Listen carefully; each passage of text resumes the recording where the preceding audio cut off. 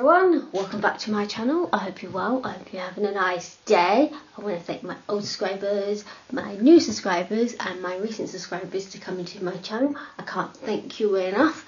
And if you come across any of my content, it's a mixed bags of bags here. There's a wee green subscribe button below, and if you press that you get all my content coming to you once a week and all that, and when I upload. And like I say, it's a mixed bags. We've got shorts, we've got this series on conversations, we've got everything. So this channel is for you. Click that wee green subscribe button below, and I hope to see you at my wonderful, beautiful community tab where I interact with you all. Hope to see you there.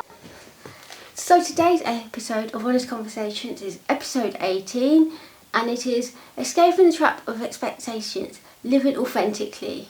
So let's deep dive and get started. So this is the intro, peoples. So most of us spend years chasing, the success we never actually chose, the path of school, career, building, marriage, you name it, and ticking all the right boxes, doing everything we're told that would make us happy. And by the time we pause, look round, and it feels like the life we've built feels more of a collection of other people's expectations. Today I'm talking about the quiet trap of living for approval and the courage it takes to start living for yourself. So we're going to get on with chapter 1 and the invisible blueprint. Basically, it starts early, doesn't it? Before we can fully understand who we are, the world hands us this blueprint. It's like, here's this blueprint, and we're going to map out this what a good life should look like. It's the map of you should adhere to what everybody else is doing, i.e. finish school, choose a sensible career, find a partner, build stability, buy the house, buy the car, plan future. And if you follow that blueprint, the world rewards you with the approval. You fit in, you feel safe, you feel accepted, and the blueprint of life is made and supposedly planned out of you. And I'm just saying, there's nothing wrong with that. If you want the house, you want the cars, you want the 9 to 5, you want the picket fence, that is sustainable for some, but some of us, we have different paths. And like I said, there's nothing wrong with that, and I'm not negating that from anybody, and I'm not saying it's wrong, but sometimes we don't want the map what everybody else has got. We want to do our own thing, and that is fine. So I'm not getting at anybody here. If they do have that white picket fence dream and they do have success in that way and they have their own blueprint and their own map, that's fine. But people take other paths, and as a Buddhist I have took many paths in my life. Some have been wrong and some have been right, and I'm just saying it is fine. Let's get on with chapter 2, the cost of performing. So basically, when you live your life trying to meet expectations of others, people, you start performing. You heard the saying, oh, you're a performing monkey for the circus, so to speak, because you're acting in that manner of the life, like I said, or the blueprint. And even if you don't realise you're doing it, you learn to smile when you don't feel okay. You learn to say yes, even though your gut is saying no. You learn to act strong, and all you want to do is feel safe. And the world usually applauds you for it, and you become reliable, successful, and put together. But here's the quiet cost, the very little quiet cost of performing. The more you adjust yourself to fit the script, like I said, it's acting in a way, because obviously the maps are maps you don't want, and your real self is given less time to breathe. That's the moment many of us start feeling, stuck or lost in that memento, and or even when you've broken in reality. All that's happened in this, you've outgrown the mask, and the performance mask you have to take off. Basically, you've been performing for so long with this mask on for somebody who's an ADHD and masked most of their life and tried to fit into an NT society. My mask started to slip, and the turning point for me was 2020, and you know, it's not just that somebody basically planned out a life map for me and told me to do this because I did my own thing. But the masking for me, as you well know, alcohol, drink and drugs, it kind of had that chaos effect. So, you know, and my mask did start to slip, and eventually I took it off. And like I say, it's not one size fits all, and it takes people many years, and you know, it's hard, and I don't speak for anybody else, and I don't want to say, oh, it's grand, because it's not. I can't tell you, it's not my experience, it's not my story. So yeah, leaving that one there. So then, let's get on with chapter 3, and this is cracks in the mask.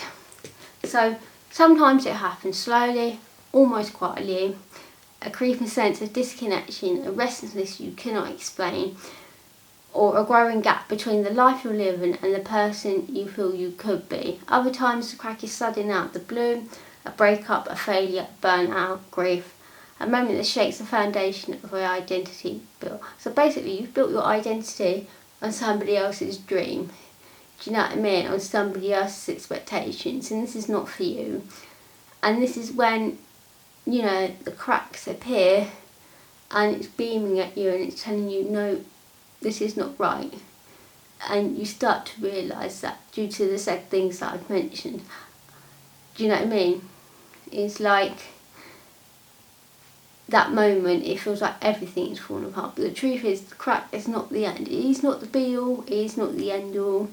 It's the beginning. It's your authentic self coming through, trying to surface after years of being under expectations. Everyone's expectations you've been under for so many eons, for however long, and these cracks are forming, and basically you've had enough, you know, and you can't sit with this discomfort. You can't, you know, rather than rush to patch up this mask back together, then you start to hear a little voice that's been waiting quietly in the background, you know, the voice of the real you, and that's where the real work begins.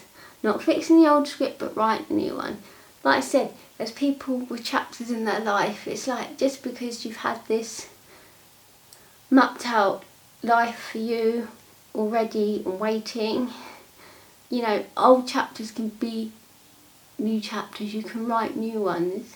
It's fine. It's like, don't shy away from them. Everyone has a new chapter in life. Everyone moves on from a certain point in their life, and that's okay. And I'm saying it's fine. Be you, be your authentic, true self, and find yourself before, you know, the cracks in the mask start to slip, because you've taken on this identity, you've taken on this performing monkey act with people because other people's expectations of you, and it's not your true self. So then, moving on, chapter 4, redefining success.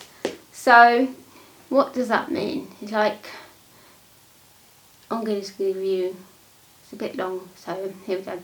So when you step outside the cycle of expectations, the first thing you notice is this. Basically, success as you once defined it is no longer fit.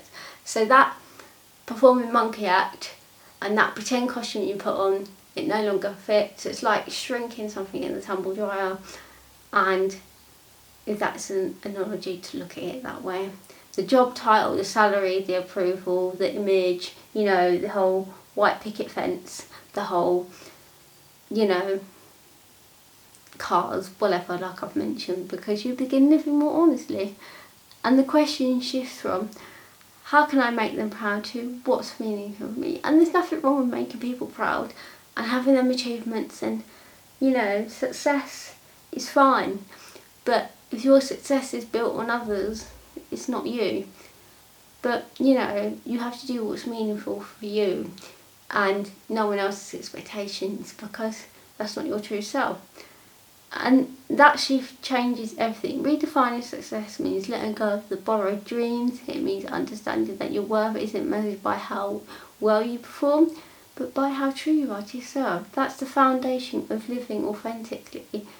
And like they say, we are made of bricks and mortar, and some bricks take longer, some bricks break down, and you know, that is the bricks and mortar of life. And you know, you start to build the real you, the inside you, you know, and that starts coming out, and it's a beautiful thing, because you know what, you stop chasing everyone else's definition of success. You give yourself permission to live in a way that's honest, imperfect and real. And that's how you should believe in.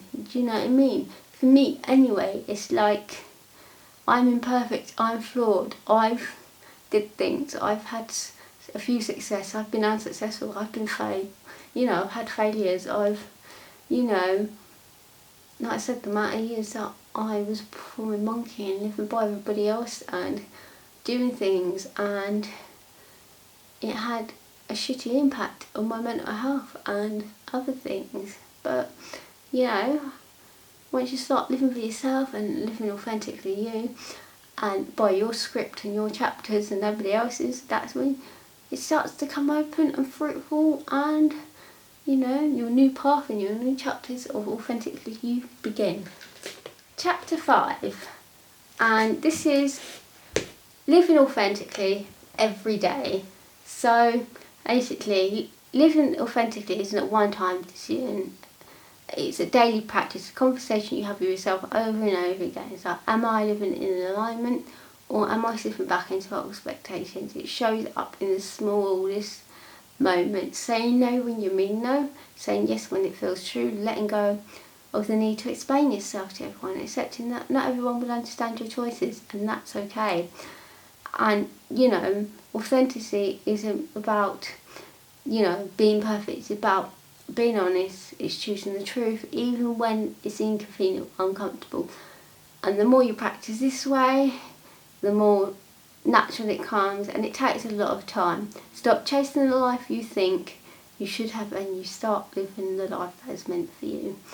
So you know, not everyone's going to like your choices, not everyone's going to accept this new chapter of you.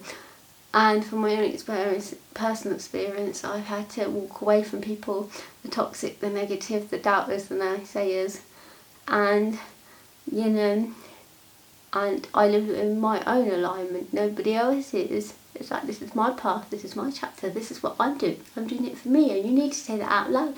You need to scream it from the top of your lungs, and you know, you need to say it out loud, even in the mirror, so you start living that path, you start living that alignment, and you line it up and go yes. And if people can't accept it, and people don't like your boundaries when you say no, and you say yes when it's okay, don't explain yourself. Live authentically to you. Anyway, I am going to wrap up this today, but I just wanted to leave you with some words.